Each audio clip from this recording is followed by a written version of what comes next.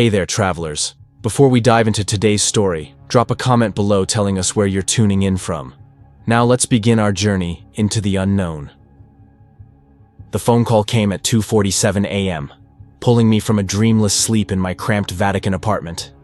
No greeting, no explanation, just an address in the Trastevere district and a command: come alone, tell no one.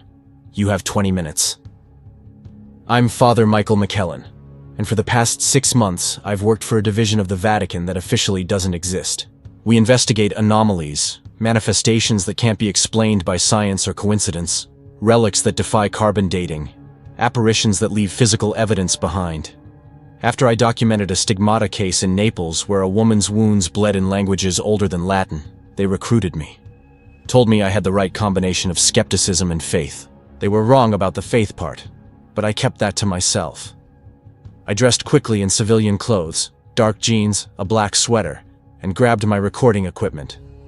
The streets of Rome were empty at this hour, slick with November rain that made the cobblestones gleam under the streetlights. My breath fogged in the cold air as I walked, following the GPS to an address that turned out to be a 14th century monastery, its stone walls covered in ivy that looked black in the darkness. 2 men waited at a side entrance. They wore no uniforms, carried no identification, but their bearing screamed military. One was built like a heavyweight boxer, the other lean and predatory. Neither spoke as they led me inside, through corridors that smelled of damp stone and furniture polish, past sleeping quarters where elderly monks snored behind closed doors. We stopped at what appeared to be a maintenance closet. The larger man produced an ornate key, bronze, covered in symbols I recognized as pre-Christian, and unlocked a door I hadn't noticed, hidden in the shadows. Behind it, an elevator waited. Not modern, but ancient. Wrought iron cage, manual controls, the kind that belonged in a museum rather than a functioning building. The descent lasted 9 minutes. I counted every second, watching the floors tick by on a brass indicator that seemed impossibly old. We went down past the basement, past the sub-basement, into depths that shouldn't exist beneath this part of Rome. The temperature dropped with each floor, my breath turning to white mist that hung in the air. When the elevator finally shuddered to a stop, the metal gate scraped open onto a corridor carved from living rock. The walls glistened with moisture, and the air carried scents that made my throat tighten. Iron, like old blood, mixed with incense so thick it became suffocating. Electric lights had been strung along the ceiling at irregular intervals, their yellow glow fighting against shadows that seemed to have substance and weight. My escorts led me deeper, our footsteps echoing in ways that suggested vast spaces beyond the narrow passage. I heard water dripping somewhere, the sound rhythmic and patient, like a heartbeat that had been beating since Rome was young. The stone beneath my feet was worn smooth by centuries of foot traffic, grooved in the center where countless pilgrims, or prisoners, had walked before me. We passed alcoves cut into the walls, each one sealed with iron doors that bore more of those strange symbols. Behind one I heard breathing, slow, deliberate, wrong. Behind another, something that might have been singing in a language that hurt my ears. My training had prepared me for many things, but not for the creeping certainty that I was descending into a place where the normal laws of reality held less sway with each step. After what felt like hours but was probably only 10 minutes, we reached a wider chamber. Here, the electric lights gave way to candles, hundreds of them, arranged in careful patterns that threw dancing shadows across walls covered in inscriptions. Latin mixed with Greek, Hebrew, Aramaic, and scripts I couldn't identify. All of it seemed to be prayers or warnings, or perhaps both. An elderly man waited in the center of the chamber, his white cassock spotless despite the damp and grime. Cardinal Alessandro Torriani, the head of our division. I'd met him only once before, during my recruitment. He was 83 years old, with eyes that missed nothing and a reputation for absolute discretion. Father McKellan, he said, his Italian accent rendering my name with careful precision. Thank you for your promptness. He didn't offer his hand, didn't smile, didn't engage in any of the usual pleasantries. What you are about to see must never be documented in official records. Your recordings are for our archives only, to be sealed until such time as the Holy Father deems otherwise. Do you understand? Yes, Your Eminence. Do you believe in angels, Father? The question caught me off guard. I believe in the doctrine of the Church. That's not what I asked. His eyes bored into mine, searching for something. Do you believe that beings of pure spirit, created before humanity, exist in forms beyond our comprehension? I thought about my crisis of faith, the doubts that had driven me into archaeology and historical research, the desperate hope that I could find God in ancient texts, since I couldn't find Him in prayer. I believe in the possibility, I said carefully. Toriani's smile was cold and mirthless. Then you are better prepared than most. He turned and walked toward the far end of the chamber where another passage waited. In 79 AD, Mount Vesuvius erupted. Pompeii was buried. 20,000 people died in a matter of hours. The official explanation is natural disaster, volcanic gases, pyroclastic flows, suffocation. But there were accounts, suppressed by early church fathers, of something else seen in the smoke, something with wings of fire. We entered the new passage, narrower than before, the walls closing in until my shoulders nearly brushed both sides. The temperature continued to drop, and now I could see my breath hanging in thick clouds. Frost formed in the cracks between stones. For 1700 years, the church has maintained this prison, Toriani continued, his voice echoing strangely. We have changed the guards, renovated the seals, reinforced the bindings, and we have interviewed the prisoner exactly 47 times. You will be the 48th. What did he do? I asked. What crime justifies imprisonment for 17 centuries? He tried to destroy humanity, and he will try again if given the chance. Toriani stopped before a door unlike any I'd seen in the catacombs.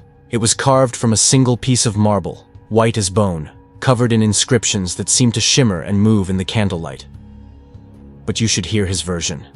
That's why you're here, to document his testimony, to update our understanding of what he is and what he wants. The cardinal produced another key, this one gold and warm to the touch, as if heated from within. He inserted it into a lock I hadn't noticed, and the door swung open with a sound like breaking ice. The chamber beyond was circular, perhaps 30 feet in diameter, with a domed ceiling that disappeared into shadow. The walls were smooth marble, inscribed with more prayers in more languages than I could count. And in the center, suspended in chains that glowed with soft golden light, hung something that destroyed every certainty I'd ever held about the nature of reality. It looked human at first glance. The proportions were correct. 2 arms, 2 legs, a torso, a head. But that first impression shattered within seconds. The skin was translucent, revealing structures beneath that weren't quite bone, weren't quite muscle. The eyes were white as milk, without iris or pupil, yet I felt them tracking my movement with predatory precision. And the wings. Oh God, the wings. They extended from the shoulder blades, but they were wrong. Atrophied, the feathers gray and lifeless, hanging limp and useless. The golden chains wrapped around them like tourniquet wires, biting into flesh that seeped a liquid too thin to be blood, too luminous to be anything earthly. Where the chains touched, the skin smoked faintly, a slow burn that never consumed, but never ceased. The thing's face was beautiful and terrible in equal measure. Sharp features that seemed carved rather than grown, cheekbones that cast shadows even in the dim light, a mouth that was too wide and filled with teeth too perfect to be human. It wore no clothing, but its body was covered in scars, thousands of them, layered over centuries, forming patterns that might have been writing or might have been art. Father Michael McKellan, Toriani said formally. May I present the prisoner designated as Shamshiel, though he has claimed many names over the centuries. The creature's head tilted, bird-like, studying me with those terrible white eyes. When it spoke, its voice was like wind through empty cathedrals, carrying harmonics that human vocal cords couldn't produce. Michael, it said, and hearing my name in that voice made my spine turn to ice water. The godlike one. How fitting that they send someone named after the archangel who cast Lucifer down. Does the irony amuse you as much as it amuses me? I fumbled with my recording equipment, my hands shaking so badly I nearly dropped the device. Toriani had retreated to the doorway, leaving me alone with the thing in chains. I forced myself to breathe, to remember my training, to treat this like any other interview, even though everything in my body screamed at me to run. "I'm here to document your testimony," I managed, "to understand your perspective." Perspective. The creature laughed, and the sound echoed wrong, lasting too long, building on itself until it felt like the walls were laughing with it. "Yes, perspective is everything, isn't it? To you, I'm a monster. To myself, I am a victim. To God, assuming he still watches, assuming he still cares, I am a failure. What are you?" The question came out as a whisper. "What would you call me?" It shifted in its chains, and I heard the soft sizzle of burning flesh where the golden metal touched. "Your scriptures have many words: angel, seraph, messenger of the divine. But those are human words, invented by humans trying to comprehend what cannot be comprehended. Tell me what you call yourself." The creature's smile revealed too many teeth. "I am the unfinished thought, the aborted prayer, the flame that God lit and then smothered when he realized his mistake." Its white eyes fixed on me with intensity that made my skull ache. "I was there at the beginning, Michael. Before your species drew its first breath, I stood in the spaces between stars and watched the cosmos take shape according to his will. And I was there when he made you." I activated my recorder, the small red light glowing like an ember in the darkness.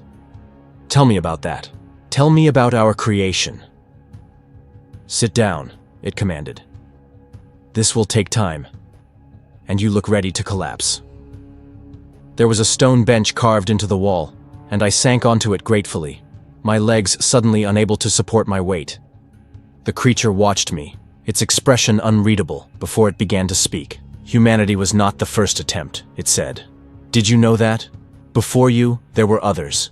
Beings of pure thought without form, creatures of crystallized energy, living equations that sang mathematics into physical law.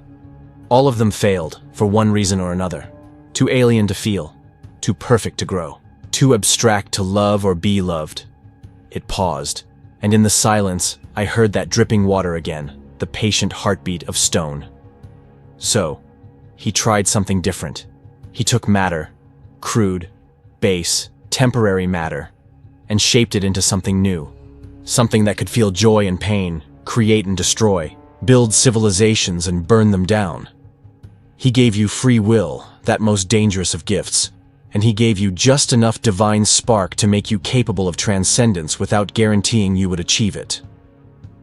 "And you were sent to destroy us?" I asked. "I was sent to end the experiment before it could metastasize." The creature's voice carried no malice, only a strange sadness. "He saw what you would become, the wars you would wage, the cruelties you would inflict on each other, the way you would poison your own world in pursuit of comfort and convenience. He wanted to spare the universe from your particular brand of chaos. But you failed?" I hesitated. Those white eyes fixed on me again, and I saw something in them I hadn't expected. Shame. "I was given the task of ending you before you spread beyond your birth planet. The method didn't matter. Fire, flood, plague, whatever would be quickest and most merciful. I chose fire. I thought it would be poetic. Pompeii, it confirmed. But I made the mistake of spending time among you first. I wanted to understand what I was destroying. I walked your streets, listened to your conversations, watched your children play and your lovers embrace. And I felt something I was never meant to feel. What? Compassion. The word dripped with bitterness. I saw beauty in your imperfection, hope in your struggles, dignity in your brief, flickering lives. And when the moment came to complete my mission, I couldn't do it. I unleashed enough fire to make it look like I'd tried, but I held back. I let most of you live. I leaned forward, despite my fear. And God punished you for that mercy? The creature's laughter was harsh and brittle. God didn't punish me, Michael. He didn't even notice. By that time, he had already turned his back on this entire corner of creation. No, it was humans who imprisoned me. Humans allied with things that crawled up from cracks in the world. Demons who saw opportunity in my failure. "The church?" I ventured. Its laughter intensified, bouncing off the marble walls until it felt like the entire chamber was mocking me. "The church? Your precious church didn't exist yet, not in any meaningful form. No, this was older. Cults that predated Christianity. Secret societies that had learned to traffic with powers they barely understood. They bound me with chains forged from prayers and suffering, sealed me with symbols stolen from the very heaven I'd been cast out of." The creature shifted again, and more of that luminous fluid dripped from where the chains cut into its wings.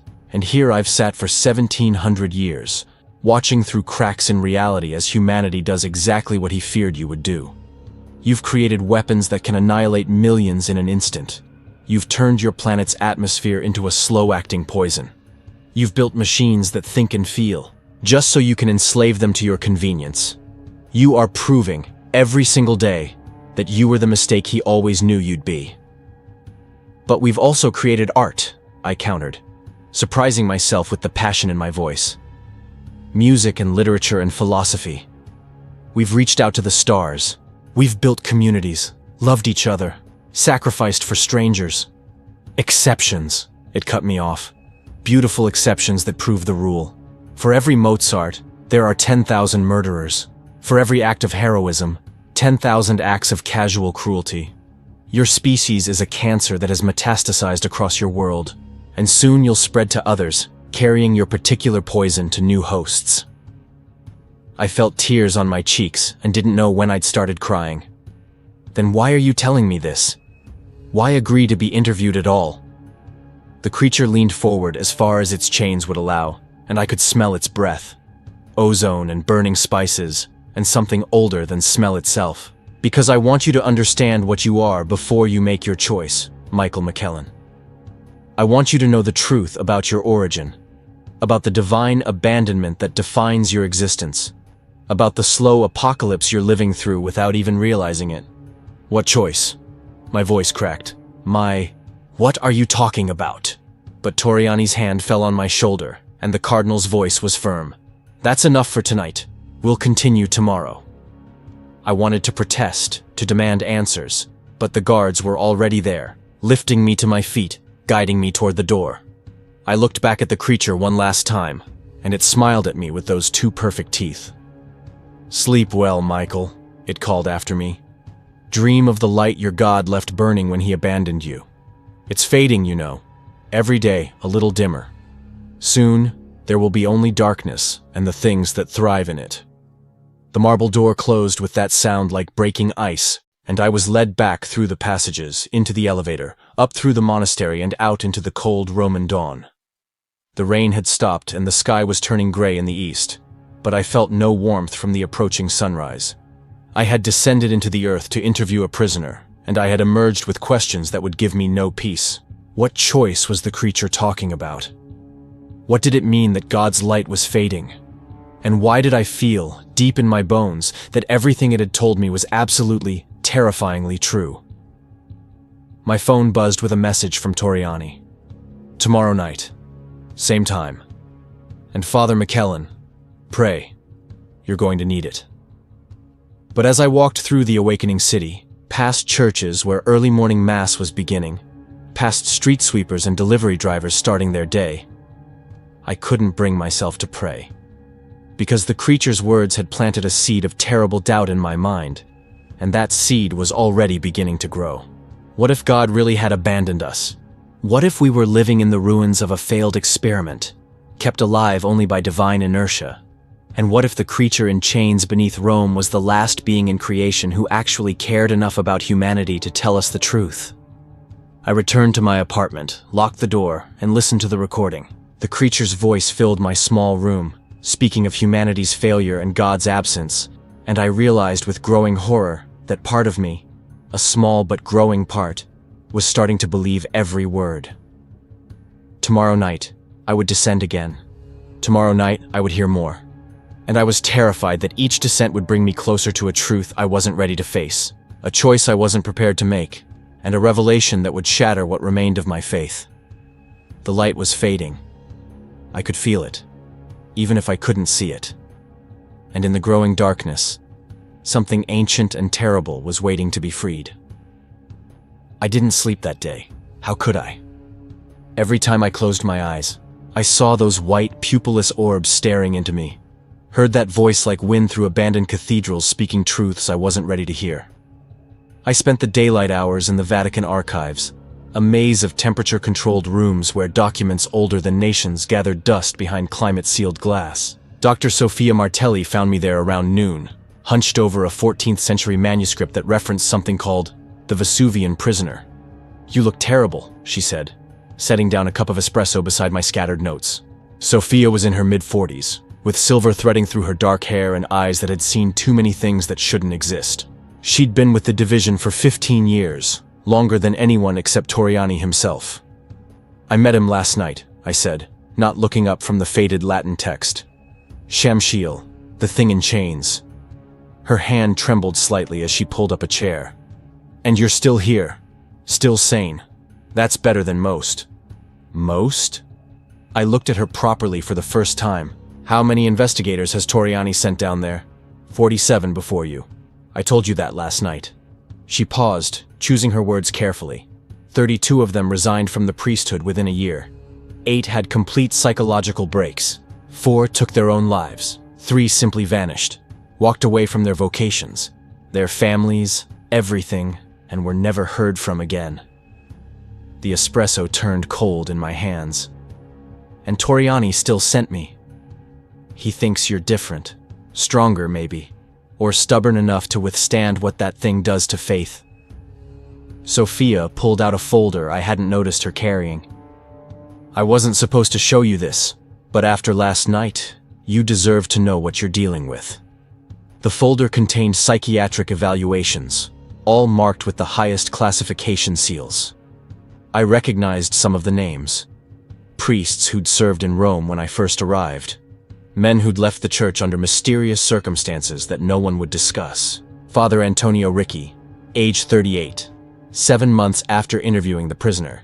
Patient exhibits severe religious delusion, claiming God has abandoned creation, refuses sacraments, states repeatedly that the light is dying, and we are living in the corpse of heaven. Father James Reno, age 41, 3 months after interview. Patient attempted to release the prisoner, claiming it was an act of mercy to allow humanity's painless end. Subdued by security. Exhibits no remorse. States he was trying to help by accelerating the inevitable. Father Luis Cordero, age 29, 1 week after interview. Patient found deceased in apartment. Note left behind, "He showed me what we are. I cannot unsee it. Forgive me." My hands shook as I closed the folder. Why doesn't Torriani just stop the interviews, seal the chamber permanently and walk away? "Because the prisoner talks whether we interview him or not," Sophia said quietly. The guards hear him whispering through the stone. People who work in the monastery above report dreams of fire and wings, and a voice telling them they're mistakes that need correcting. Every few decades, the whispers get louder, more insistent. The only way to quiet him is to let him speak, to let him pour his poison into a willing ear. So, I'm a pressure valve, a sacrifice to keep him contained. "You're a documentation specialist," she corrected, but her eyes said I was right. "Tonight, he'll tell you more. Stories from the beginning of time, visions of the end. And with each word, he'll chip away at your certainty, your faith, your sense of purpose. That's what he does, Michael. He's been doing it for 1700 years. I thought about the creature's words, about divine abandonment and fading light. What if he's telling the truth? Sophia stood abruptly, her chair scraping against the archive floor. Then we're all damned anyway, and it doesn't matter. But I've spent 15 years studying these documents, researching every anomaly that crosses our desks, and I can tell you this, the world is still here. Humanity endures. If God abandoned us, we've done a remarkable job of surviving without him. She left me alone with the files and my doubts. I read every evaluation, every note, every desperate attempt by trained psychologists to explain what happened to men who spent too long listening to an angel speak of apocalypse. And then, As the sun set over Rome and shadows stretched across the archives, I gathered my recording equipment and headed back to the monastery. The same guards met me at the same entrance. This time, the descent felt faster, as if the elevator knew I was expected and couldn't wait to deliver me to my appointment with damnation. The corridors felt warmer tonight, the air less oppressive, and I realized with mounting dread that I was becoming accustomed to this place. Toriani waited in the chamber of candles, but tonight he wasn't alone. 3 other priests stood with him, all elderly, all wearing expressions of carefully maintained neutrality. They didn't introduce themselves, and I understood. They were here as witnesses, to ensure I didn't do anything foolish, to pull me out if the prisoner's words pushed me too close to the edge. 1 hour, Toriani said as he unlocked the marble door. No more. And Father McKellan, remember that everything he tells you is designed to break you. Truth and lies woven together until you can't tell one from the other. The door opened, and I stepped through alone. Shamshiel hung in his chains exactly as I'd left him, but tonight his wings were different. The atrophied feathers had a faint shimmer to them, as if responding to my presence. His white eyes tracked me as I set up my equipment, and when he smiled, I felt that same chill race down my spine. "You came back," he said, and his voice carried genuine surprise. "Most don't. Most run as far as they can and try to forget what they've heard. I'm not most people." "No," he agreed. "You're not. I can smell the doubt on you, Michael. It clings to your cassock like incense smoke. You've been wrestling with God for years, haven't you? Praying to silence, searching for meaning in ancient texts because you can't find it in faith." I activated my recorder, refusing to acknowledge how accurately he'd read me. "You promised to tell me about the end of humanity, about why God abandoned us." Did I promise? I don't recall making promises, but I will tell you stories if you want to hear them. Stories from before your species learned to write, events your Bible got wrong, truths your church has spent 2,000 years trying to obscure. He shifted in his chains, and that luminous fluid dripped from his wounds, pooling on the marble floor where it glowed like captured starlight. "Start with the beginning," I said. "Start with why we were created." "Loneliness," Shamshiel said simply. God was lonely. Can you imagine that? The infinite, eternal, all-powerful creator of universes. And he was lonely. So he made angels first. Beings of pure spirit, perfect and unchanging. But perfection is boring. Michael, we couldn't surprise him, couldn't disappoint him, couldn't grow or change or become anything other than what we were designed to be. The creature's voice grew distant, as if he were looking back across unimaginable spans of time. So, he tried something radical.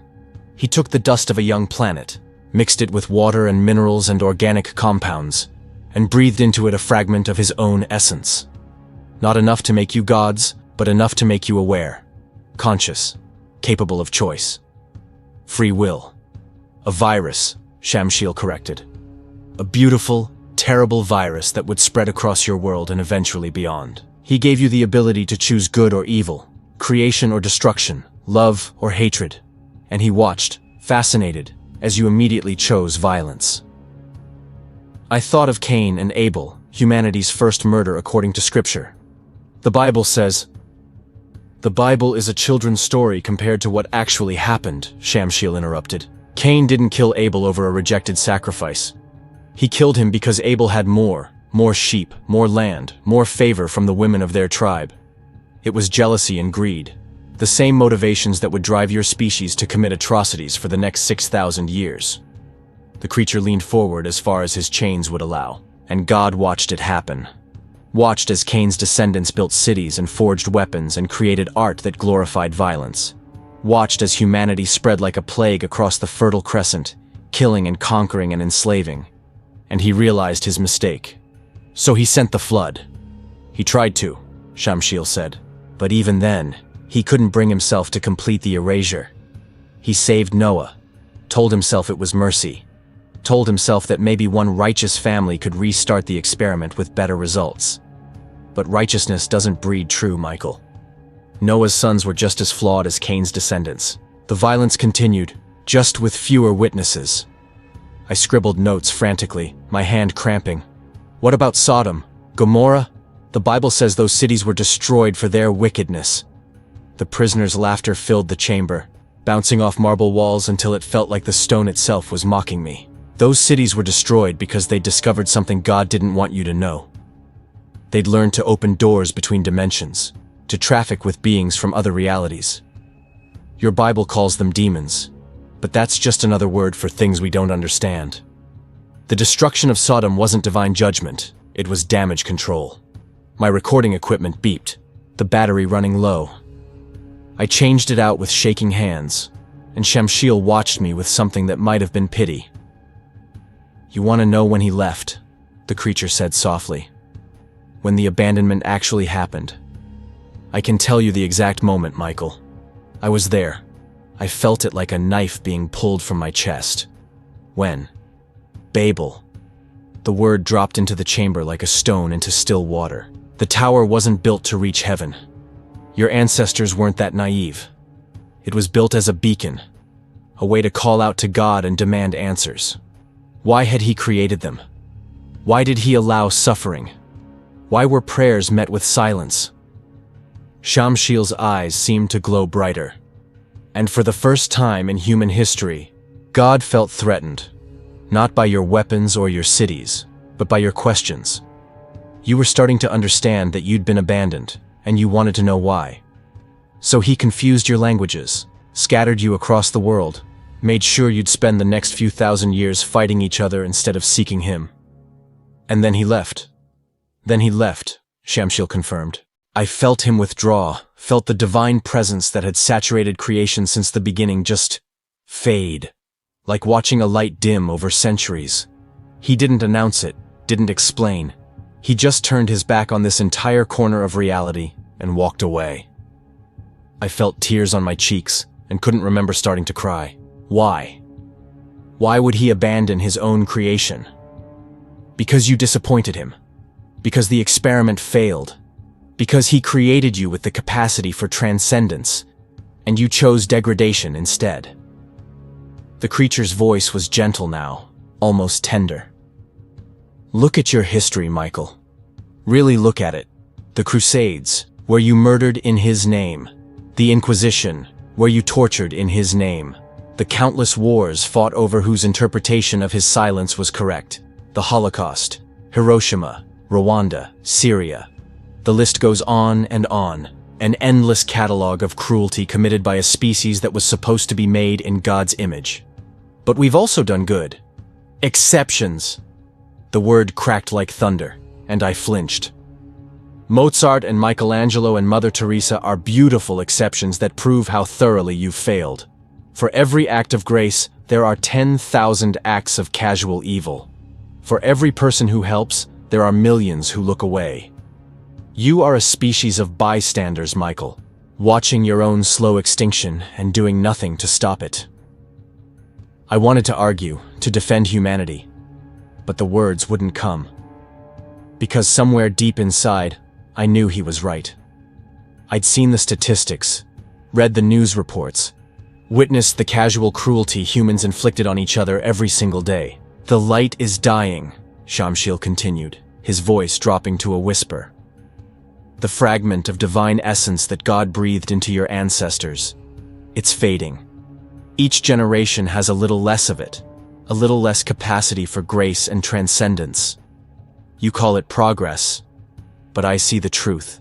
You're becoming hollow, animated by habit and instinct rather than genuine spirit. How long? My voice cracked. How long until the light goes out completely? Maybe a century, maybe less. The rate of fade has been accelerating. By the time your great-grandchildren are old, the last spark will gutter and die, and what remains will be something that looks human but isn't. Shadows wearing your faces, going through the motions of life without the divine spark that made you capable of more than survival. I sat in silence, absorbing the horror of his prophecy.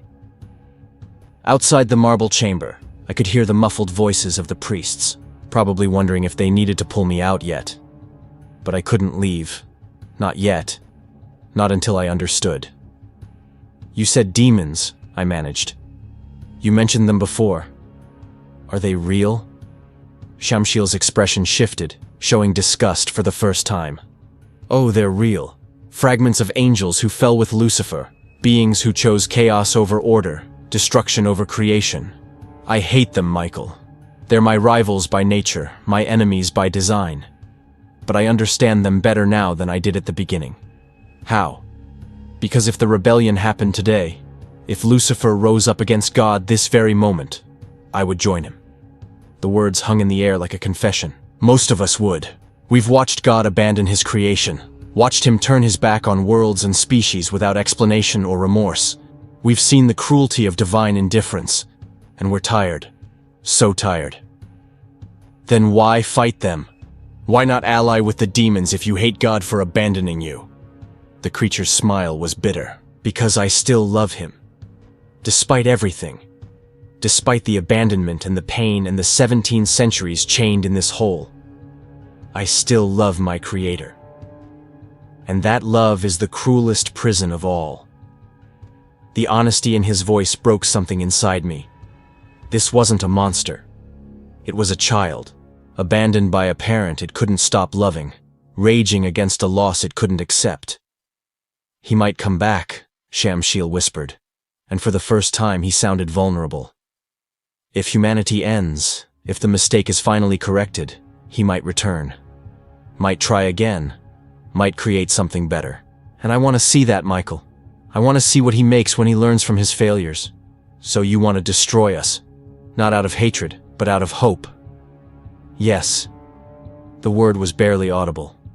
I want to end your suffering and my own. I want to complete the mission I failed at Pompeii, and I want to give God a reason to come home. The door behind me opened, and Toriani's voice cut through the darkness. Time's up, Father McKellan. I stood on legs that barely supported my weight, gathering my equipment with numb fingers. As I reached the doorway, Shamshiel called out to me one last time. Tomorrow night, Michael. Tomorrow I'll tell you about the key, about what would happen if someone released me from these chains, about the choice you'll have to make. The door closed, and I stumbled through the passages in a daze. The priests surrounded me, checking my eyes, asking questions I couldn't process. Toriani's hand on my shoulder felt like an anchor, the only thing keeping me from floating away into the void of existential horror. They led me to a small chamber off the main corridor, made me drink water, forced me to sit until my hands stopped shaking. Sophia appeared from somewhere, pressing a sandwich into my hands that I couldn't eat. He told you about the abandonment, she said. It wasn't a question. I nodded, unable to speak. And you're wondering if it's true. If God really left. If we're just shadows stumbling through the ruins of a failed experiment. How did you know? Because that's what he tells everyone, Michael. That's his weapon. Doubt wrapped in truth. Despair disguised as revelation. He takes everything you've ever questioned, every prayer that went unanswered, every moment of suffering you've witnessed, and he shows you a pattern. A narrative of divine abandonment that makes terrible, beautiful sense. But what if it's true? The words came out as a broken whisper. What if we are mistakes? What if the light really is dying? Sophia grabbed my face, forcing me to look at her. Then we endure anyway. We love anyway. We create beauty and meaning in the darkness, because that's what humans do. We're stubborn and resilient and too proud to accept extinction quietly. If God abandoned us, then we'll prove him wrong by surviving anyway. Her words should have comforted me, but they rang hollow, because I'd seen the creature's eyes, heard the truth in his voice, felt the weight of divine absence pressing down on my soul. I spent that night in my apartment, staring at the ceiling, listening to my recording over and over until the words lost meaning. Shamshiel's voice filled my small room, speaking of abandonment and fading light and the coming darkness, and I couldn't unhear it. My phone buzzed just before dawn. Toriani. Final interview tomorrow night. After this, the chamber will be sealed for another 50 years. Whatever he wants to tell you, you'll hear it then. Prepare yourself, Father McKellan. The worst is yet to come. I didn't sleep that day either. I walked the streets of Rome, looking at the people going about their lives, buying groceries, arguing on phones, pushing strollers, kissing lovers goodbye. Did they know the light was dying? Could they feel the absence I now felt in every breath? At a cafe near the Pantheon, I watched a mother comfort her crying child, saw the tenderness in her eyes, the gentle way she smoothed his hair. Was that love real? Or just an echo of the divine spark, fading like everything else? A street musician played violin near the Trevi fountain, his music soaring over the crowd, beautiful and heartbreaking. Was that beauty genuine creation, or just a shadow of what humans used to be capable of before God turned away? I didn't have answers, and tomorrow night, Shamshiel would offer me something, a choice. He'd called it. The option to free him, to witness the end he'd been promising since the first interview. Part of me, a growing part I couldn't silence, wanted to say yes. Wanted to see what would happen if I broke those golden chains, if I completed the mission the angel had failed 1700 years ago. If humanity was already dying, already hollow and dimming, maybe mercy meant ending it quickly instead of letting us fade into shadows.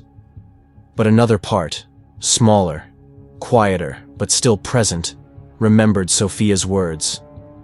About stubbornness and resilience. About creating meaning in the darkness. Tomorrow night, I would descend one final time. Tomorrow night, I would make my choice. And whatever I decided, nothing would ever be the same. The third night came. I spent the day in prayer, or what passed for prayer, when you're no longer certain anyone's listening. If you're still there, I whispered to the silence, give me a sign. The silence answered with more silence. Sophia called at 9 p.m. Don't go tonight. Every priest who went for a third interview left the church or broke completely. Something happens on the third night. I have to go. Michael, he's going to ask you to free him, and you're going to want to say yes. What if he's right? What if ending it quickly is more merciful? The line went quiet. Then, if you believe that, we've already lost you. I sat in the darkness afterward, unable to remember why I'd become a priest. Had I ever really believed? Or had I just been searching for meaning in a universe that offered none? The monastery felt different tonight. The guards who met me wouldn't meet my eyes, as if they already knew what I was going to do. The elevator descent felt eternal, each floor marker ticking by like a countdown to damnation. When we reached the bottom, the corridors were empty. No witnesses tonight. No priests lined up to stop me. Just me and my choice. Toriani waited in the chamber of candles, looking older than death itself. This is the last time, Father McKellan. He pulled out 2 keys, gold and silver. Both must turn simultaneously to release him, designed so no single person could free him in weakness. He pressed both keys into my palm. They pulsed with unnatural warmth. Why give them to me? Because I'm 83 and tired of choosing for younger men. For 47 interviews, I kept these away from priests who begged to use them. His eyes were wet. Tonight, you choose. For yourself. For humanity. He turned away. I'll be praying for your soul, Michael. Then he was gone, and I was alone with 2 keys that could end the world. I stood before the marble door for long minutes, feeling the weight of the metal in my hand. Such small things to carry such enormous consequence.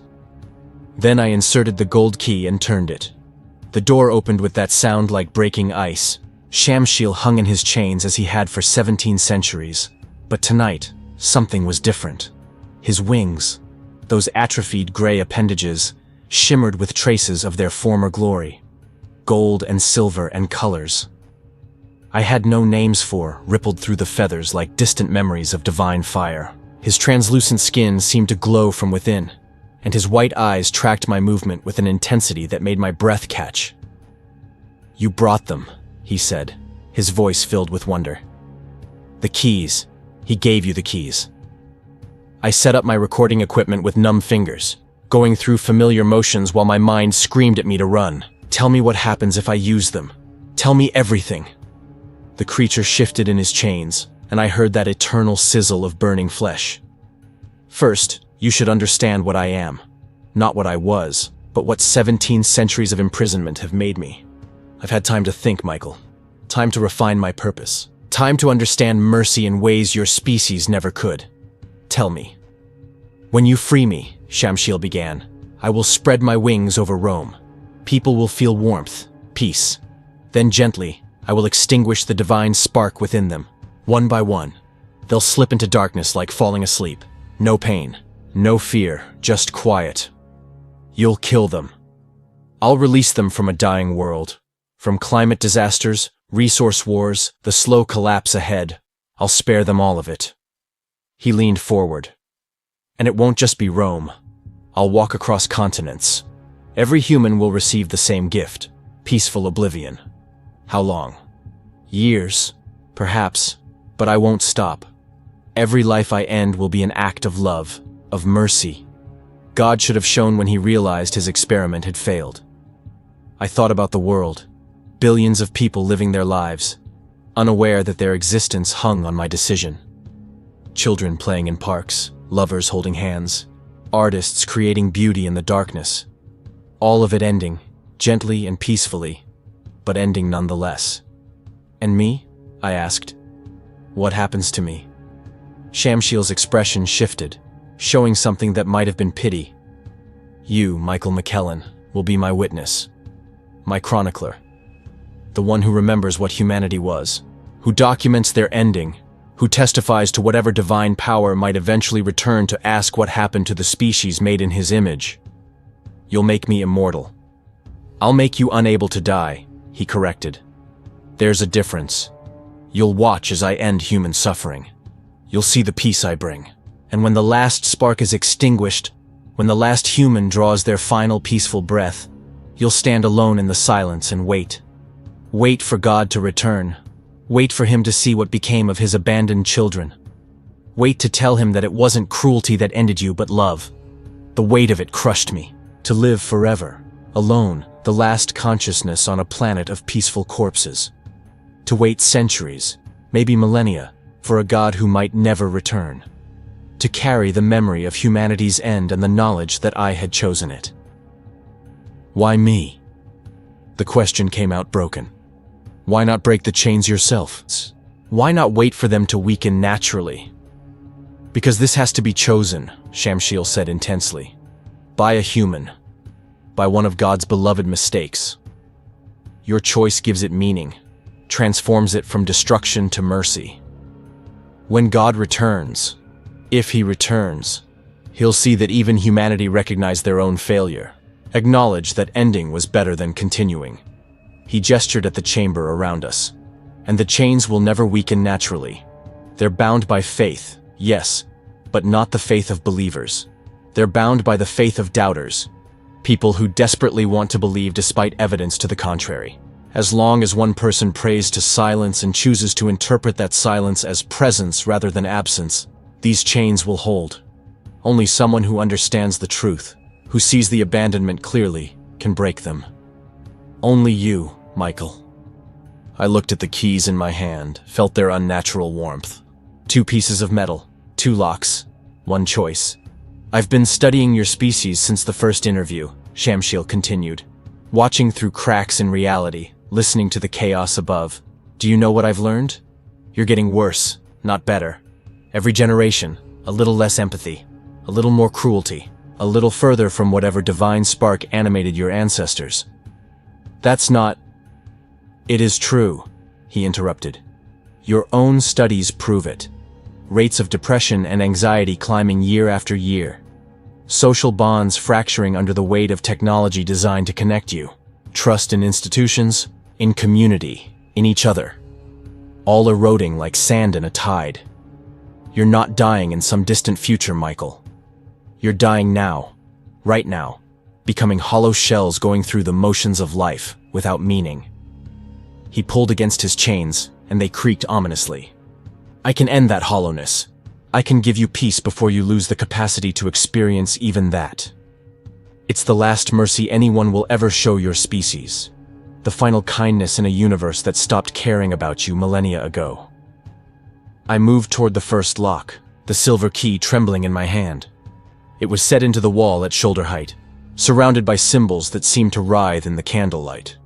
As I brought the key closer, the symbols glowed brighter, responding to my proximity or my intent. Tell me why he left. He left because watching you suffer was breaking him. He poured so much into your creation that your failure became his. He couldn't bear it, so he withdrew, turned his attention elsewhere. Shamshiel's voice softened. But the love remains. That's what makes it cruel. If he loves us, he'll come back when I free you. Perhaps. Or perhaps he'll see what I'm doing as the mercy he should have shown. Either way, you'll have your answer. I thought about my life. 34 years of searching for meaning in a universe that offered none. 34 years of prayers to silence, of doubt wrapped in ceremony, of hoping that maybe, there was something more than the random chaos of existence. And what had it given me? An empty apartment, a crisis of faith, and a choice no human should have to make. But someone had to make it. Someone had to look at humanity's trajectory and decide whether mercy meant allowing the slow death or hastening the peaceful end. I pressed the silver key into the first lock. It slid in smoothly, as if it had been waiting for me. The symbols around it flared brilliant gold, and I heard a sound like distant singing, angels or demons. I couldn't tell which. The second lock is on the opposite wall, Shamshiel said, his voice quivering with suppressed emotion. You must turn both keys simultaneously. The chains are bound by symmetry, broken by the same. I walked across the chamber, my footsteps echoing on marble that had witnessed 17 centuries of imprisonment. The second lock waited, identical to the first. I inserted the gold key, felt it click into place. Michael. Shamshiel's voice stopped me before I could turn them.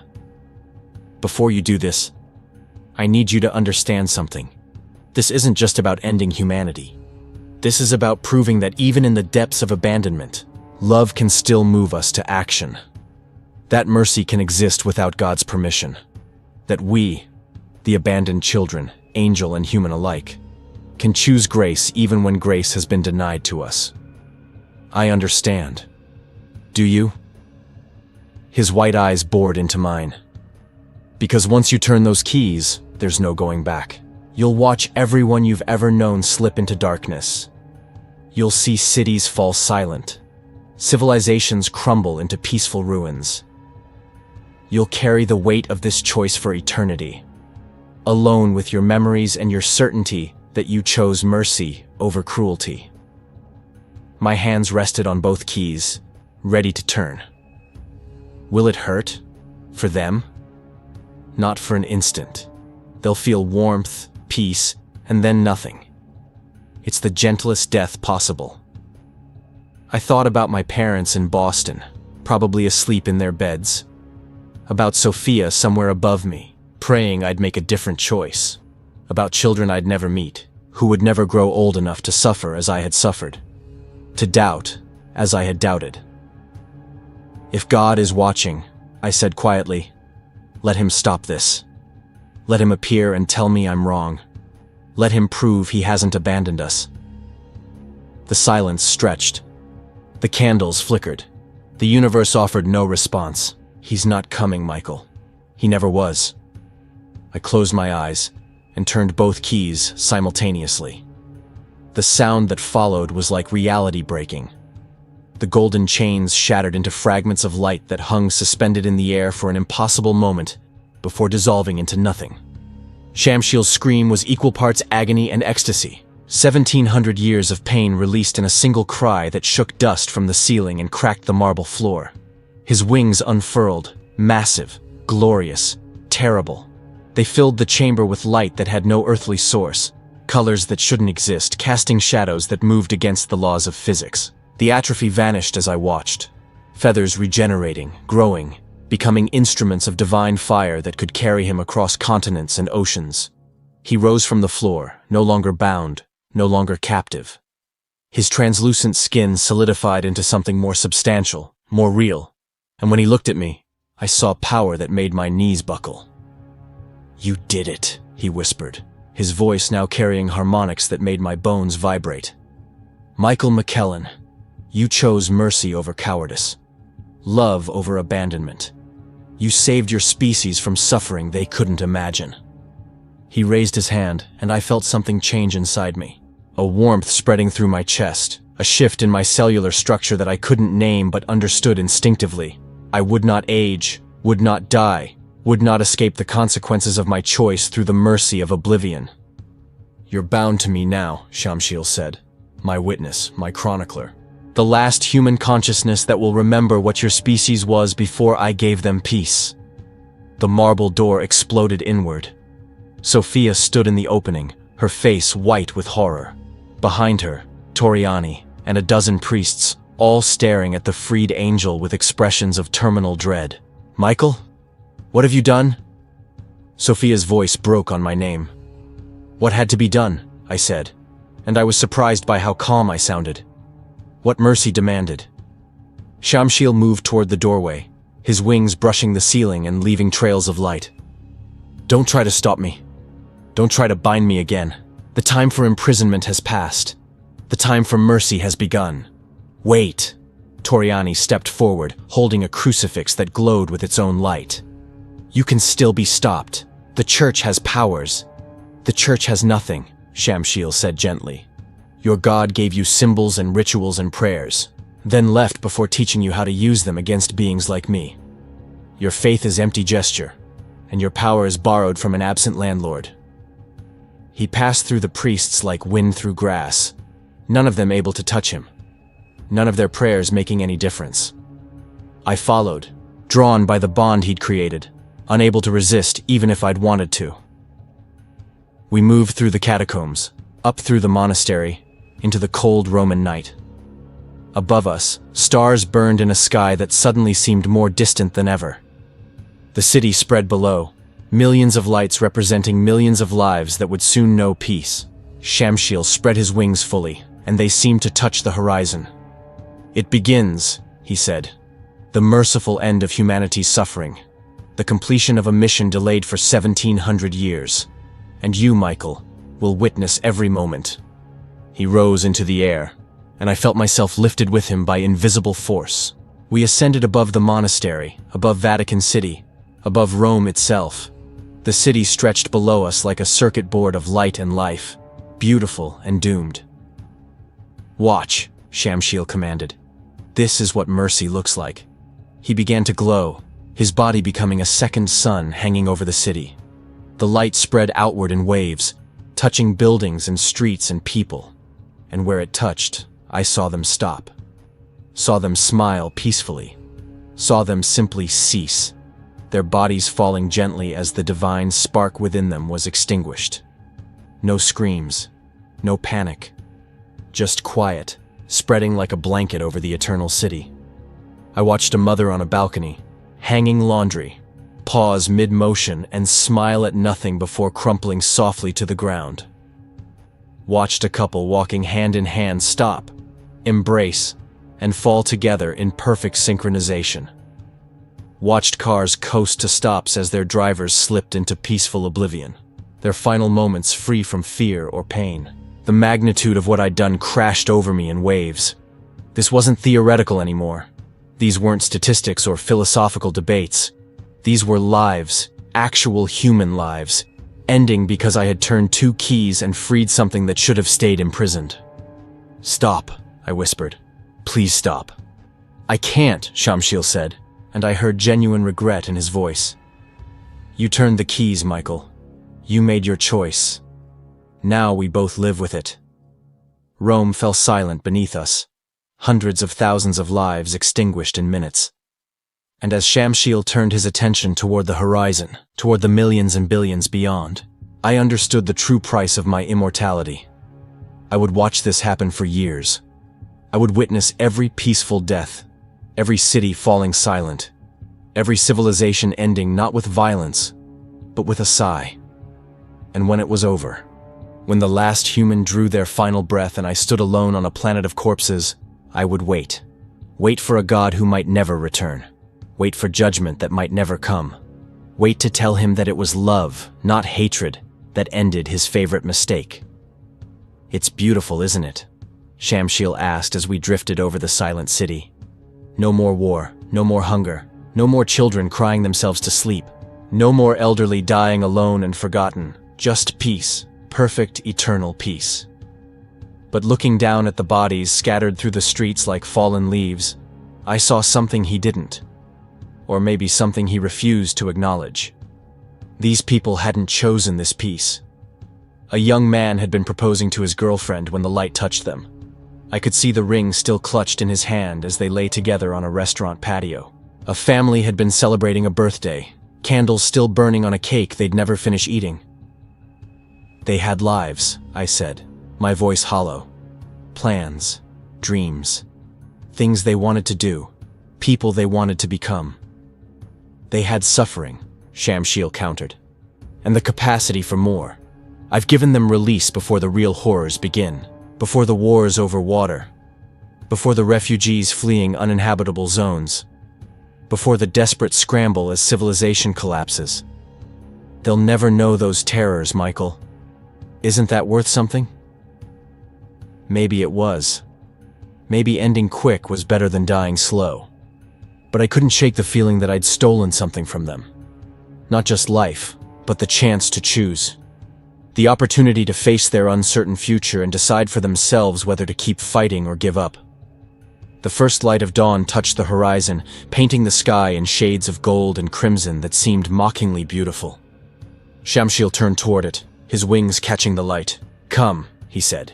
"Naples is next, then Florence, Milan, Venice. I'll move through Italy, then Europe, then the world. And you'll document it all. You'll be my witness to the end." We flew north, leaving Rome silent behind us. Below, emergency services would soon discover that something impossible had happened. Hospitals would find patients simply stopped, their bodies intact, but consciousness gone. But by the time anyone understood, Shamshiel would have moved on, spreading his mercy across the continent. Over the next weeks, I watched cities fall silent. Milan, Venice, Paris, all ended mid-motion. Lives paused and extinguished. When we reached Boston, I begged Shamshiel to spare my parents. He refused. That would be cruelty. Making exceptions means some remain to grieve. This only works if it's complete. I watched from the sky as my father simply stopped mid-pour of his morning coffee. As my mother closed her eyes reading and never opened them again. Months became years. Asia fell silent over 6 months.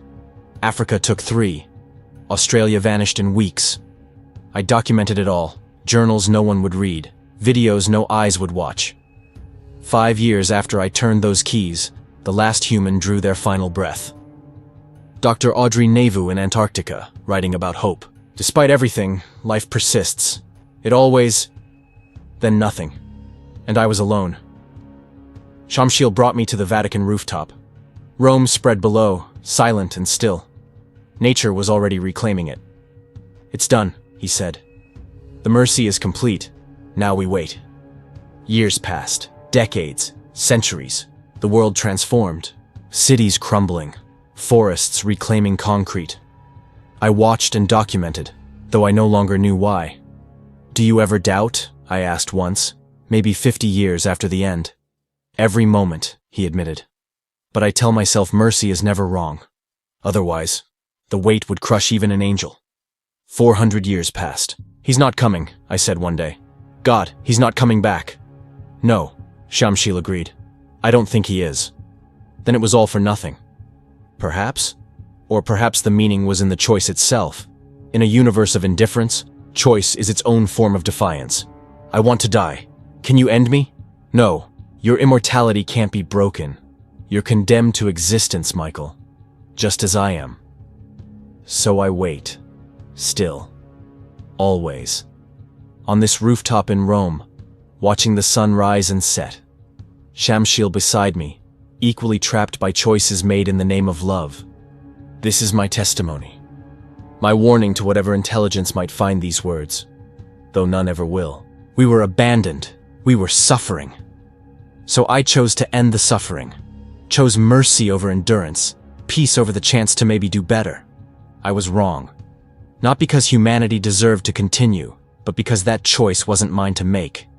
I robbed billions of agency, stole their right to face their future and decide for themselves. If God is watching, I hope he sees what his abandonment created.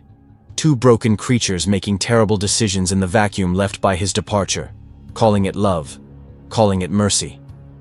The sun rises over Rome one more time, as it has for 4 centuries since humanity ended. I sit here immortal and alone, mortal, the last consciousness on a planet that has no use for consciousness. This is what mercy looks like when God isn't watching. This is the end of humanity. Not with violence, but with a whisper, a prayer, and 2 keys turned by hands that believed they were choosing love. God forgive me. God forgive us both, if God exists to hear.